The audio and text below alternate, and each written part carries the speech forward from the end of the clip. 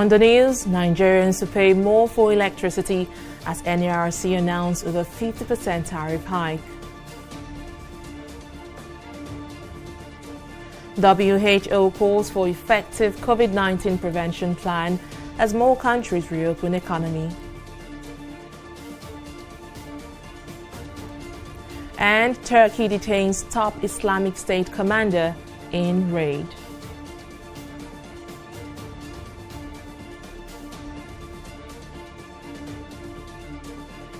Hello and welcome to News Now. We begin with the latest development in Nigeria's power sector. The Nigerian Electricity Regulatory Commission, NERC, has approved an increase in electricity tariff with effect from September 1st, 2020. In a document released on Monday, the NERC said a hike will apply to all electricity customers with the exception of those receiving less than 12 hours of supply. According to the document, the new tariff is based on the hours of electricity supply available to the customer.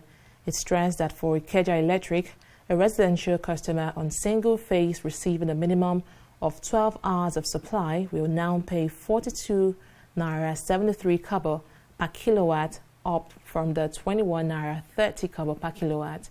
This comes 3 months after the tariff hike implementation, slated for July 1st, was halted by the National Assembly, which asked distribution companies to postpone the hike until the first quarter of 2021 due to the current economic challenges in Nigeria. Well, the Senate has denied claims that some of its members received 20 million naira COVID-19 palliative from the Niger Delta Development Commission, NTDC. Director of Project Interim Management Committee of the NTDC, Cairo Ojigbo, had alleged that the agency gave 20 million naira to each senator as palliative to cushion the effect of the pandemic. He also claimed that each member of the House of Representatives received 15 million naira from the NTDC as well. The allegation has now been denied by Ajibola Bashiru, spokesperson for the Senate.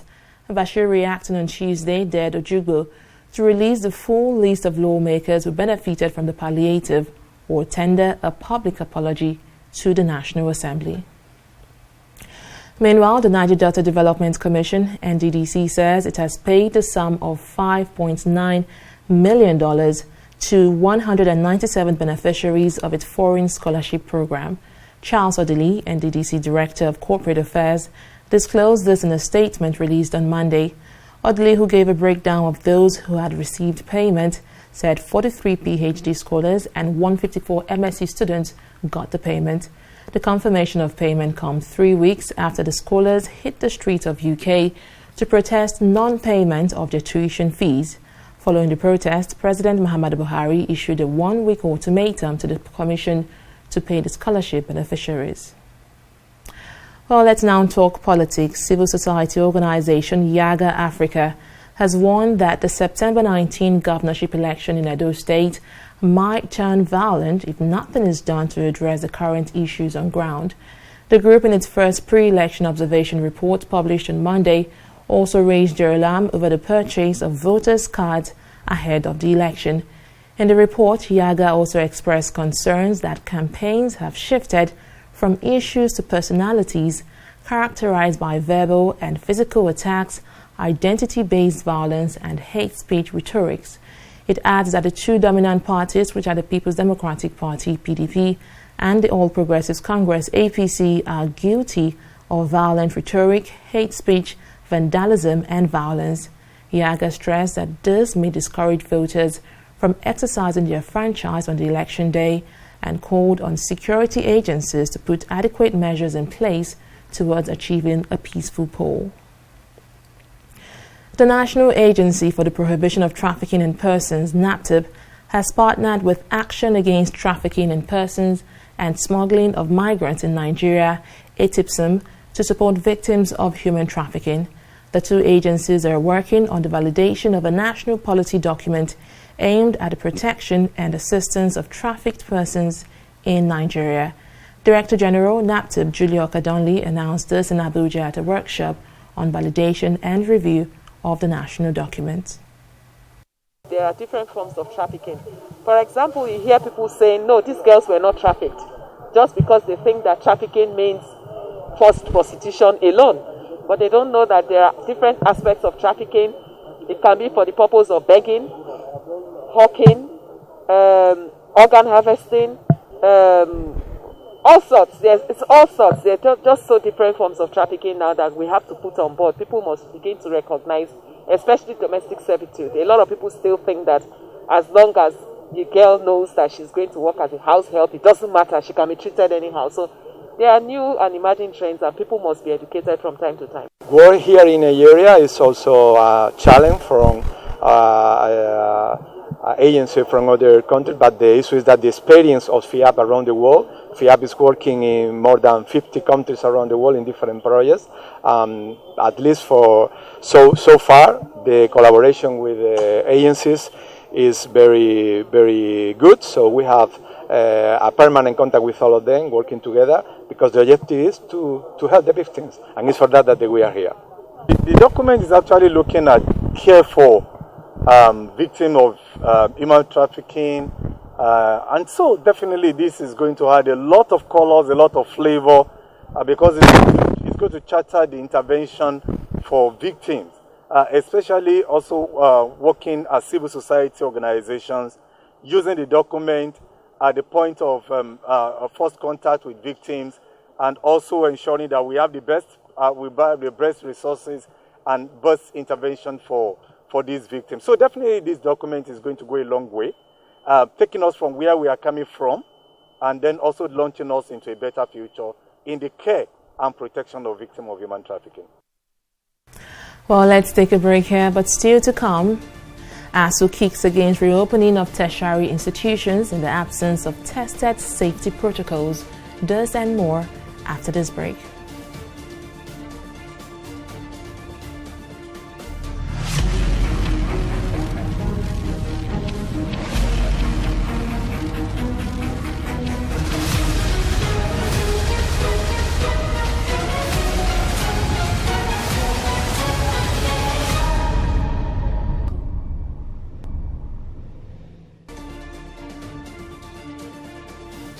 Glad to have you back. Here are some of our top stories tonight. The Nigerian Electricity Regulatory Commission, NERC, has approved an increase in electricity tariff with effect from September 1st, 2020. In a document released on Monday, the NERC said the hike will apply to all electricity customers, with the exception of those receiving less than 12 hours of supply. It comes despite the directive of the National Assembly that the hike be postponed until the first quarter of 2021.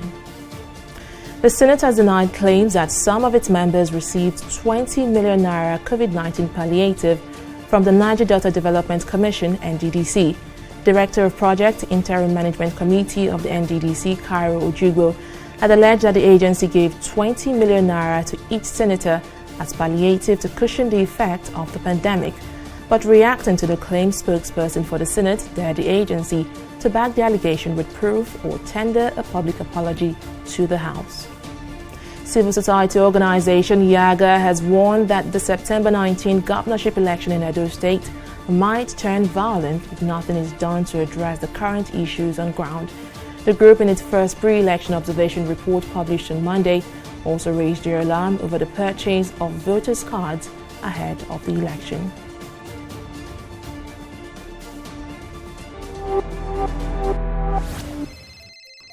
Shegun. Alpha, shey tomorrow still dey on? What's your tomorrow? Community meeting now. You know they hear Abi? Na beggy. See, if we meet for my house, inside parlor, then go know. This COVID-19 is not a child's play. If we want to elect a new secretary, we fit to Do one for WhatsApp, or for Skype, or even on Zoom. Or we just wait. I will not negotiate This social distancing. It is non-negotiable. Not every infected person shows symptoms, but every infected person is contagious. Avoid large gatherings and self-isolate if you think you might have come in contact with a carrier. Your safety and the safety of others is in your hands. This message is from the Akinfade Foundation in partnership with the National Orientation Agency with support from MacArthur.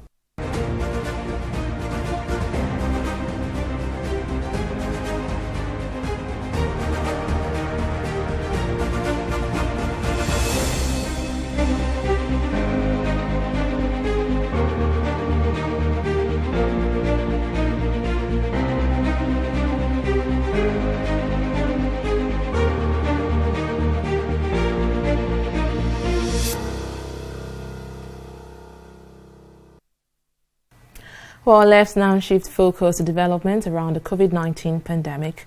Nigeria's COVID-19 cases have crossed the 54,000 mark after 143 fresh infections were confirmed on Monday. According to the Nigeria Center for Disease Control, NTDC, the new cases reported in 17 states and the Federal Capital Territory pushed the number of confirmed infections in the country to 54,008. Again, Plateau State had the highest number of infected persons with 35, followed by Kaduna with 21. Of the number of cases, 41,638 persons have been treated and discharged from several states in the country, with 1,013 deaths also confirmed from the pandemic. The Academic Staff Union of Universities, ASU, has asked the federal government to extend the standard for airport reopening to universities before they can resume for learning. Coordinator Lagos Zone of ASU, Olusuji Showande, gave the charge during a press briefing on Monday. Showande stressed that there are no measures in place to ensure the safety of students and staff of universities. According to him, reopening tertiary institutions without taking concrete steps to address these issues will be suicidal. Some states had begun announcing plans to reopen schools amid steady decline in COVID-19 cases across the country. Meanwhile, the World Health Organization has also emphasized the need for effective COVID-19 prevention plans as more countries reopen their economies and borders. Director General of the WHO, Tedros Ghebreyesus, gave the advice during a news briefing from Geneva on Monday. He said while countries are eager to get their economies going again, they must equally prioritize the suppression of COVID-19 transmission and safety of lives. No country can just pretend the pandemic is over. The reality is that this coronavirus spreads easily. It can be fatal to people of all ages, and most people remain susceptible. If countries are serious about opening up, they must be serious about suppressing transmission and saving lives. This may seem like an impossible balance, but it's not. It can be done, and it has been done, but it can only be done if countries are in control of transmission. The more control countries have over the virus, the more they can open up. Opening up without having control is a recipe for disaster. Prevent amplifying events. COVID-19 spreads very efficiently among clusters of people. In many countries, we have seen explosive outbreaks linked to gatherings of people at stadiums, nightclubs, places of worship, and in other crowds. Preventing these amplifying events is essential. But there are ways to hold gatherings safely in some places.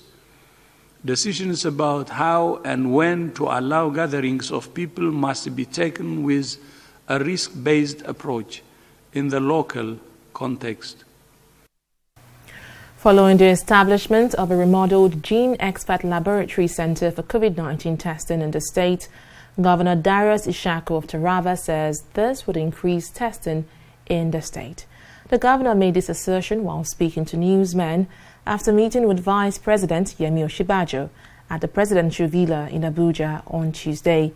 Ishaku, while expressing excitement, says plans are underway for another laboratory in the state. Taraba is yet to record any death from the complications of COVID-19. Locally in Taraba, we still have no death. We've had some cases, but they are all treated, and they have all been discharged, and new ones are coming. And luckily, the NTDC, after our complaint, they have brought us a lab now. It was commissioned on Tuesday, so we have a testing lab.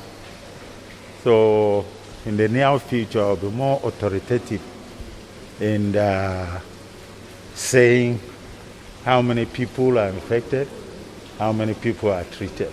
So now we have a lab in Jalingo. We're hoping to have a second lab in Taku, the southern part. Now, amid the ravaging COVID-19 pandemic, the Association of Resident Doctors Abuja chapter today embarked on an indefinite strike action with a non-payment of their COVID-19 and inducement allowances. President of the association, Roland Agbovo, who confirmed the development, said the strike became necessary after the authority failed to promptly attend to their needs at the end of an initial 14-day ultimatum. We need our COVID-19 special allowance to be paid. Those in isolation centers have been paid up to May, and those outside the isolation centers have not received a dime since the pandemic started. We'll be having series of meetings, series of negotiations, and we've heard series of promises that the computation is being done, approval this, approval that, and 2 months, 2 weeks plus now, we are here to receive the payment. So our members that were successful in the 2018 promotion exercise, who have done their variation, they are yet to commence the payment of their new salary structure based on their new grade levels. We are at this point today because some of the administrators didn't do what they have to do, especially the Office of the Permanent Secretary of the Federal Capital Territory. The situation whereby files are passed to his office or even given to him by hand, and the files spend weeks there in his office unattended to an issue that is as sensitive as this. A few hours ago, I had a talk with the Acting Secretary for Health and Human Services Secretariat, who had informed me that the minister has actually did approve the payment of the COVID allowance. So we are waiting for the approval to translate into Alexa. Well, ahead of the resumption of international flights in the country, the federal government has vowed to sanction air passengers who fail to comply with the guidelines put in place to flatten the COVID-19 curve. Coordinator of the Presidential Task Force on COVID-19, Sani Aliu, at a press briefing on Monday announced that passengers entering the country must undergo the mandatory test to ascertain their COVID-19 status. According to him, any passenger who possesses the symptom of the coronavirus disease will not be granted entry into the aircraft even after getting a medical report that indicates that they are free of the virus. Ali also revealed that the PTF is working with relevant stakeholders in the aviation sector to ensure that Nigeria does not witness a fresh spike of infections. Brazil's economy has contracted by a record 9.7% in the second quarter of 2020, plunging into recession. The contraction was worse than the 9.2% average forecast by economists, but better than the 11.1% drop predicted in May.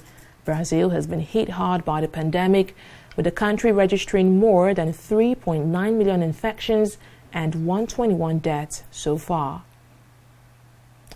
Well, let's take a break, and when we return, we'll join Oyin Adigunle for business news.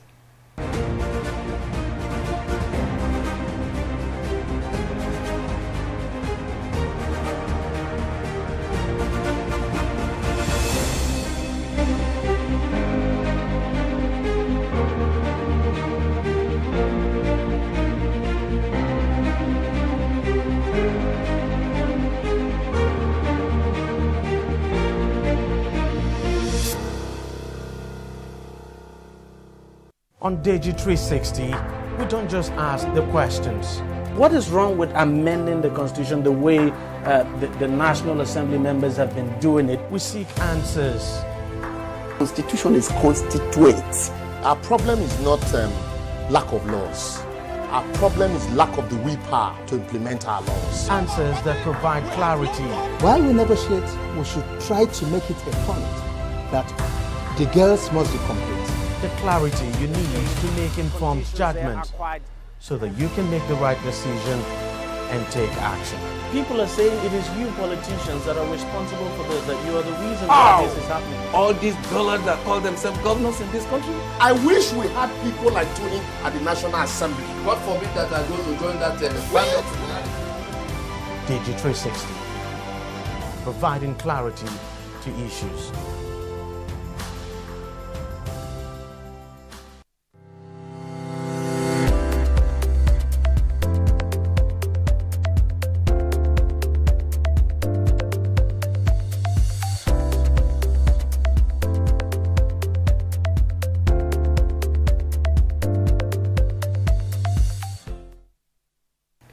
Welcome back. Let's now join Oyin Adekunle for Business Stories. Hello, Oyin. Hi, Fidelia. So I hear the new president of the AFDB has promised to draw more attention to the African continent and boost the economy. Tell us more about this. Well, you're very correct, Fidelia. Akinwumi Adesina has been sworn in as the newly re-elected president of the African Development Bank, AFDB, for the second term in office. The swearing-in ceremony, which was held in Abuja, the Côte d'Ivoire capital, on Tuesday, was attended physically and virtually by the members of the bank, as well as the president and heads of states across Africa. The newly re-elected president, while delivering a speech, reeled out expectations from his tenure in the next 5 years, one in which is the establishment of a regional economic infrastructure ahead of the Africa Continental Free Trade Area. Special attention will be given to regional industrial value chains and strengthening of financial markets in order to expand intra-regional trade and competitiveness and to boost Africa Continental Free Trade Area. More than ever before, we will expand partnerships, financial partnerships, knowledge partnerships, and investment partnerships. Stronger inclusive partnerships with civil society, academia, and knowledge centers of excellence. We will reach out and tilt more global capital towards Africa, joining investment hands across the globe to support the needs of the continent. The bank will leverage its brand, its knowledge, and resources to help do more and better for Africa. We will deepen the Africa Investment Forum and make it a critical driver for these bold investment partnerships to help move Africa faster forward.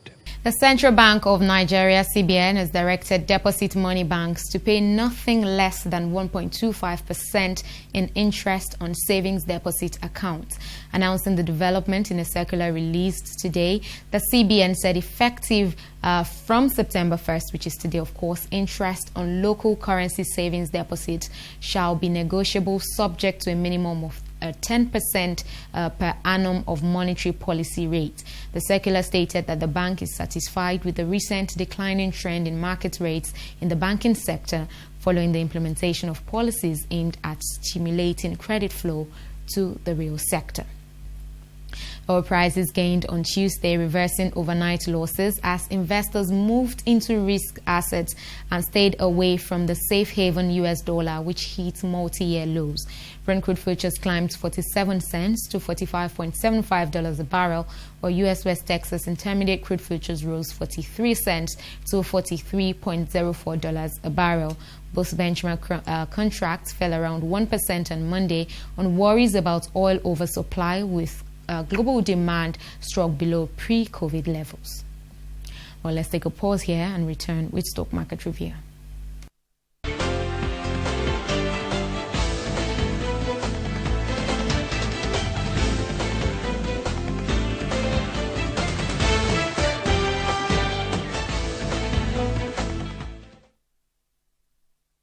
The bulls continue their reign on the Nigeria Stock Exchange today, with market benchmark increasing by 86 points to close, of course, at 25,413 basis points. Consequently, investors started the month of September on a positive note, chalking in gains of about 46 billion naira.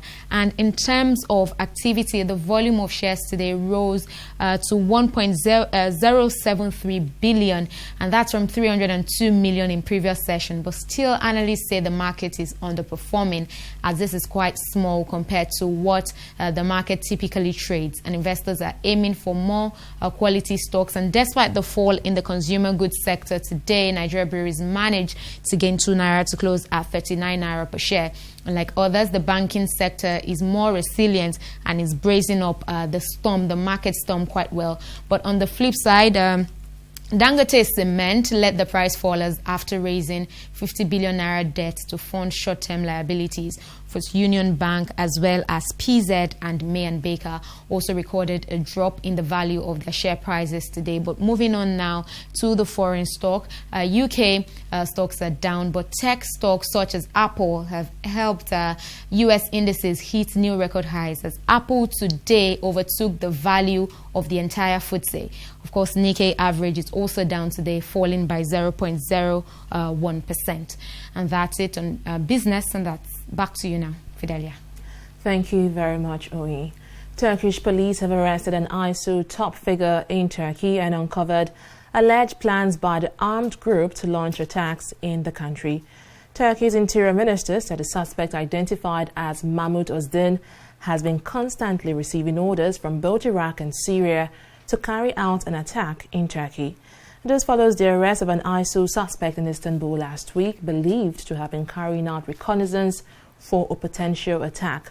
Authorities say seized digital materials also revealed there are plans to kidnap some Turkish political and state figures and take them to Syria. Talking sports now, the Lagos state government has begun the rehabilitation of the National Stadium Surulere. The restoration project, which will last for 8 weeks, will see to the demolition of several illegal structures within the stadium. A member of the Ministerial Implementation Committee, Omoshe Nesiama, who inspected the rehabilitation works, assured Nigerians that the stadium will be returned to its original design. Eviction of illegal occupants, eviction of tenants that are operating in positions that are not appropriately placed. In essence, we are commencing activities fully now, both for eviction and for repossession of property. There's a future outlook that the stadium is going to have. And very shortly, we are going to display that outlook in a billboard in front of the stadium for everybody to see, and more people will buy it. Well, that's it on News Now. Many thanks for joining us. I am Fidelia Guncha. Bye for now.